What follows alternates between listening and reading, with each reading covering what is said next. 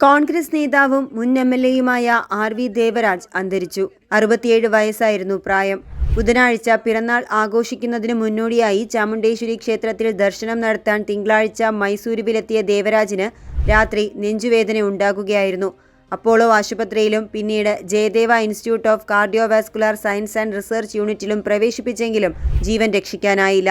ഹൃദയാഘാതമാണ് മരണകാരണം. 3 തവണ എംഎൽഎ ആയ ദേവരാജ് 1989-ലും 99-ലും കോൺഗ്രസ് ടിക്കറ്റിൽ ചാമരാജ്പേട്ട് നിയോജക മണ്ഡലത്തിൽ നിന്ന് തിരഞ്ഞെടുക്കപ്പെട്ടു. 2004-ൽ അദ്ദേഹം അന്നത്തെ മുഖ്യമന്ത്രി എസ്.എം. കൃഷ്ണയ്ക്ക് വേണ്ടി മണ്ഡലം ഒഴിഞ്ഞുകൊടുത്തു.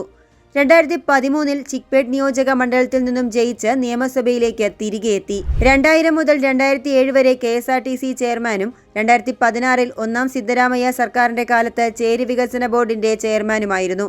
KPCC ജനറൽ സെക്രട്ടറിയും AICC മെമ്പറുമായി സേവനമനുഷ്ഠിച്ചിട്ടുണ്ട്. ആർ.വി. ദേവരാജിന്റെ മരണത്തിൽ മുഖ്യമന്ത്രി സിദ്ധരാമയ്യ അനുശോചനം അറിയിച്ചു.